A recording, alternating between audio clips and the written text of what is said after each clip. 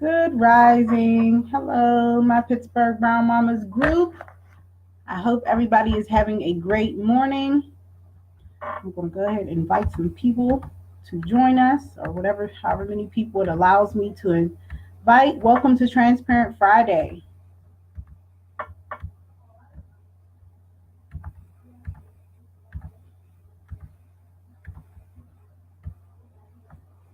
Oh, it's allowing me to invite a lot of people today, so that's a good thing.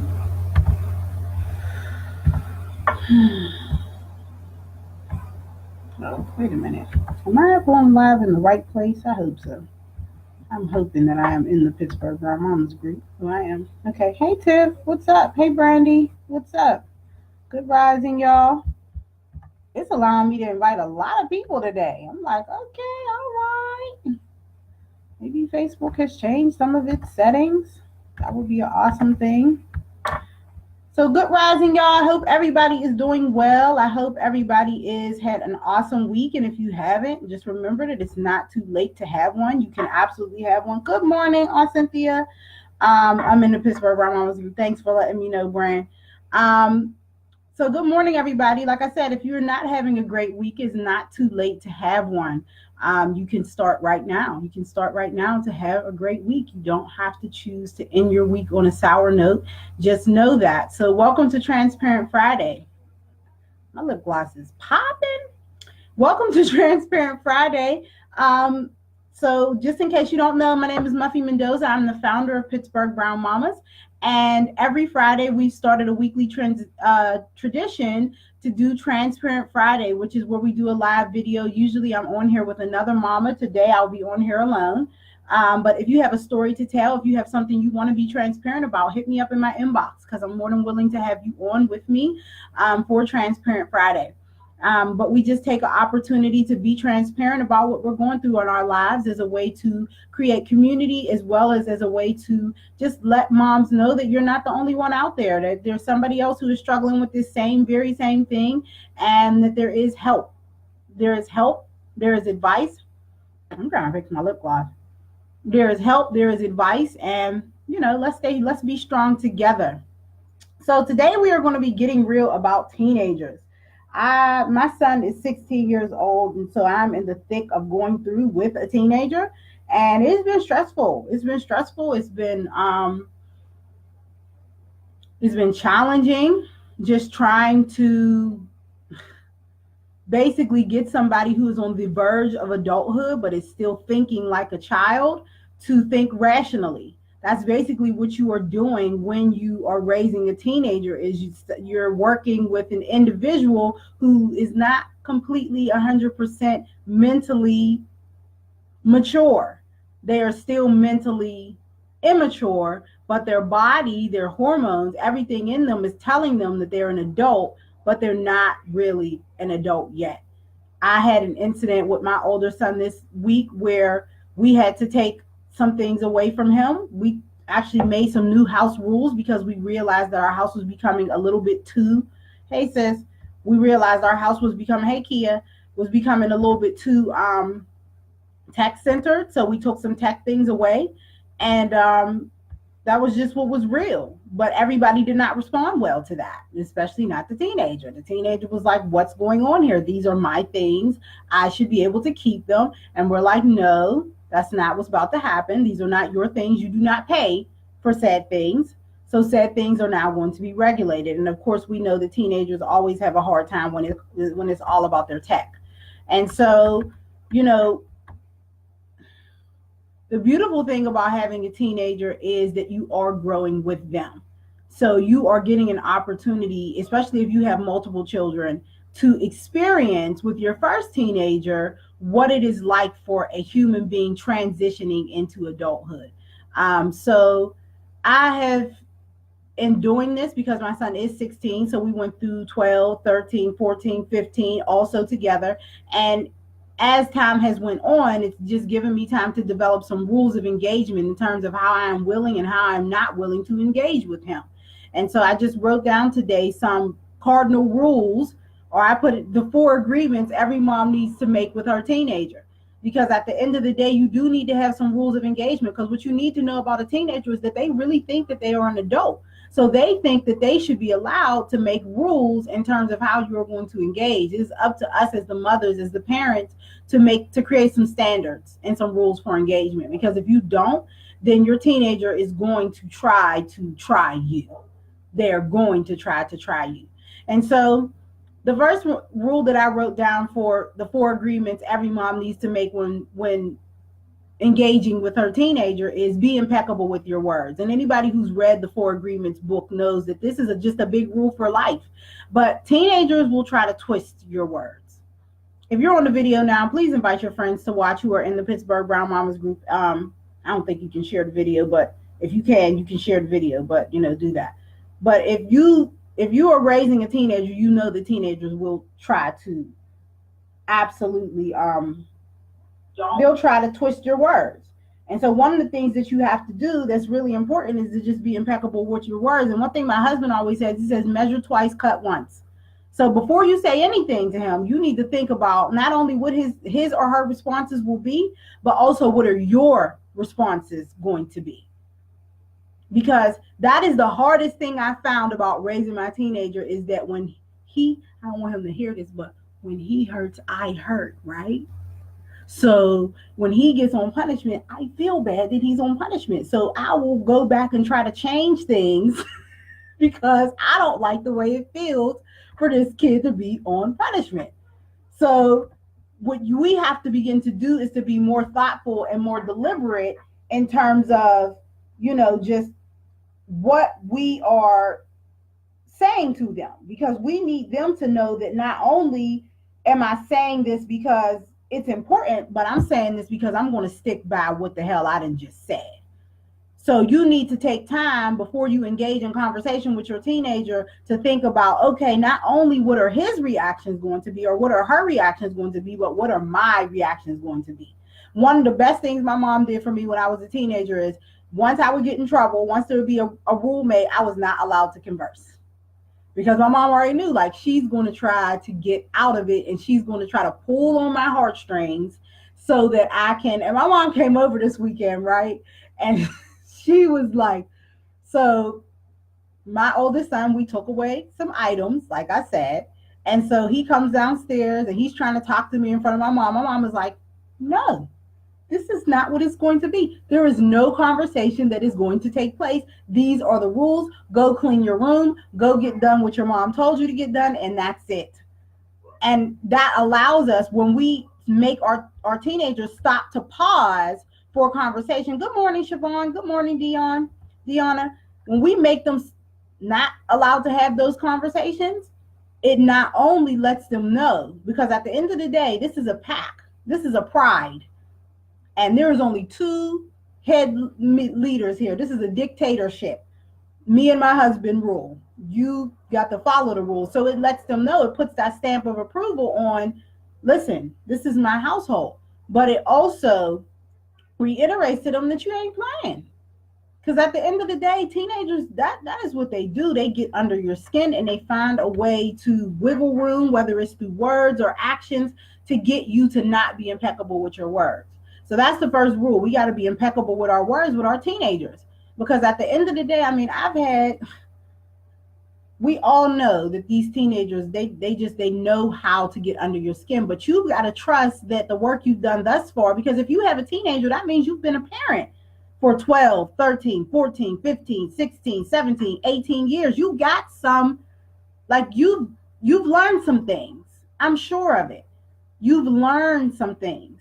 And so Capri said that's a problem. We have the ability to create problems for ourselves. Absolutely, because we allow them to use the manipulation they've learned in order to get up underneath our skin and get us to change the rules that we already know what's best for them, right? Because we've got some experience in this thing. It's not like when your baby was 2, your kid is 16, you've been a parent for more than a decade.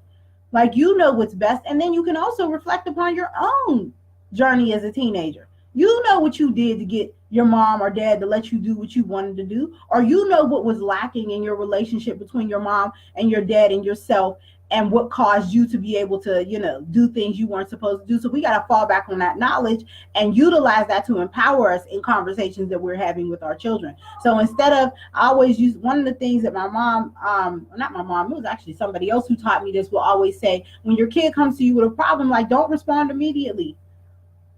Give your time to think about it, to reflect. And of course, as a parent, it's easier to have that knee-jerk reaction because you're emotional about it, because it is your kid. But at the end of the day, it's impossible for you to be impeccable with your words if you haven't been deliberate about your words in the first place. So give that conversation time to marinate, and don't allow them to come into your space and tell you what they think is best, because we already know that teenagers are not capable of making sound decisions. Their minds have not developed to the point where they can make sound decisions. Now, that doesn't mean that they're not smart. That doesn't mean that we're taking anything away from them in terms of what the decisions that they are capable of making, like what they're going to wear and what they're going to eat. That's it.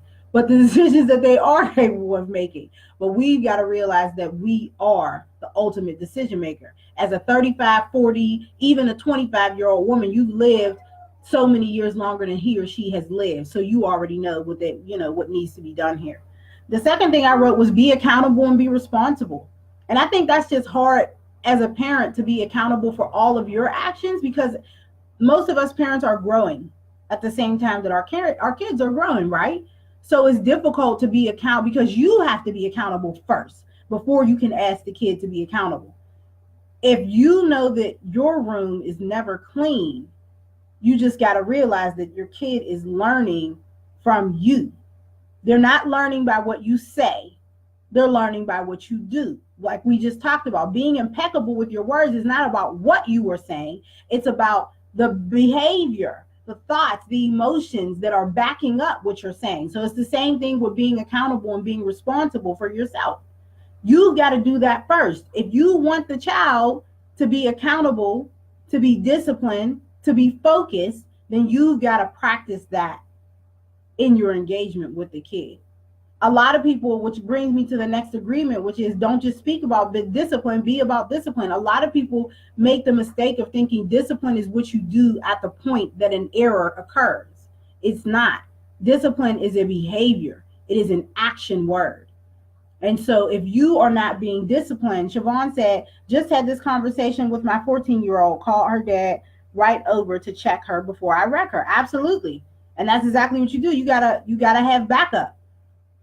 You've got to have backup. And at first, you've got to be accountable for yourself, which means that if you want your kid to clean their room, then you got to not only create space for that, but it's also got to be a standard in your household. I'm really big on standards because I feel like, for Black people who most of us were not raised with standards, or even if we were raised with standards, they were baseline standards. They were not standards that enable a culture to move forward. So when you aren't raised with standards yourself, it's very difficult to create standards. And so what we've got to begin to do is do that step by step. And you do that first by being a disciplined person, which is difficult. Let's just be real. This is Transparent Friday. Being disciplined is difficult, especially as a Black person who most of us were not raised in disciplined households. So step by step, day by day, that's all you can do. So start with the small things like keeping your room clean. I'm going to create a space for myself where I'm going to make sure that every morning I make my bed. And then you can require the same thing of your teenager, but it's very difficult to require things of them that you have not first required of yourself. Discipline is not something we do when an error occurs. It is something we act on, that we are every day. And so we've got to first get to the point where we can be disciplined in our day-to-day actions. And then we can ask our children to join us in being a disciplined person. So that's first and foremost. And so Deanna said modeling. Absolutely. Modeling is important because your kids, at the end of the day, they don't listen to what you say. They listen to what you do. And so the final agreement I work, which is one of my favorites, which is chop wood, carry water. Your teenager needs a job. And that doesn't mean that they got to work at McDonald's late night. That means they need a job. One of the best books I've ever read, hands down, is Chop Wood, Carry Water by Joseph Metcalf. And he talks about falling in love with being great. But there's nothing lovely about being great. So if you want to inspire a spirit of excellence in your child, you've got to get them early on to begin to realize that so much of life is chopping wood and carrying water in order to get to that final destiny of greatness. So as a teenager, you have to create a standard in your household of good work ethic, which means we finish what we start, which means that we do it even when it's not easy, which means that we can't quit even when we want to quit. So if you want your child to be great, if you want them to be excellent, you've got to get them to cultivate excellence by chopping the wood and carrying the water of their destiny. And that means that they need to get a job. They need a job. You can create a job for them. I've never wanted my children to work for other people. So it is my job as a woman who's trying to raise entrepreneurs to create jobs for them.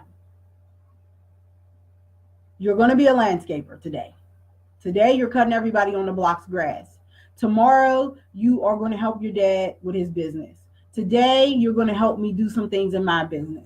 But they've got to learn work ethic as teenagers, because I've met teenagers who are now young adults who had no work ethic. You know who they are. You see them downtown all the time. They walk around with their pants sagging, smoking weed.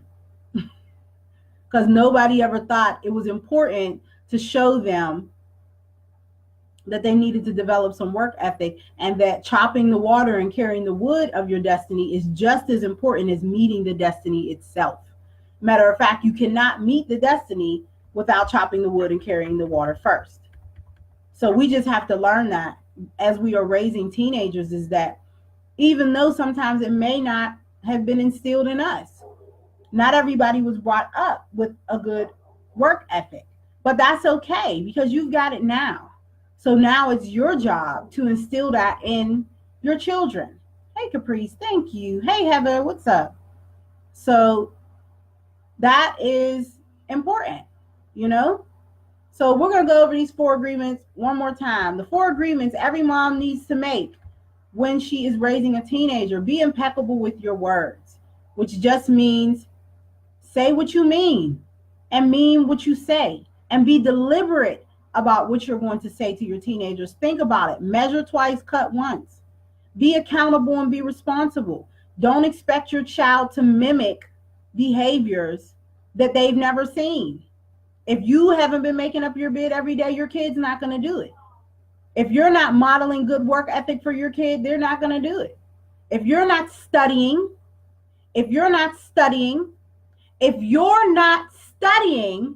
why would your kid pick up a book? Don't just speak about discipline, be about discipline.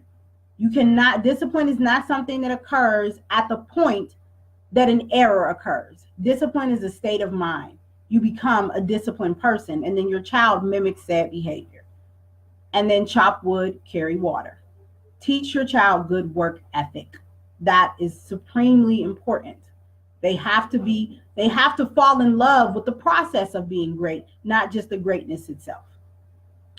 So that's what I've got today for Transparent Friday. Like I was telling you guys before, if you have a story you'd like to share for Transparent Friday, please inbox me. I'm more than happy to have you come on and talk about it. You can talk about raising your teenager. You can talk about, cleaning your crib. Like, what is your struggle point right now? Or let me say that. What is your testimony right now? And how did you overcome it? I'm sure there's another mom in the group who has gone through something similar. And this is a way for us to not only continue to create community, but it is also a way for us to let other moms know you're not alone and everybody's going through something. So that's my struggle for this week, is my teenager. What's your struggle and why aren't you sharing it? So y'all know me, I'm Muffy Mendoza, the founder of Pittsburgh Brown Mamas. And as always, if you need anything, reach out. The group is here. It is here to support you. It is here to be a helping hand. So I'll talk to you ladies later. Have a great weekend. Bye-bye.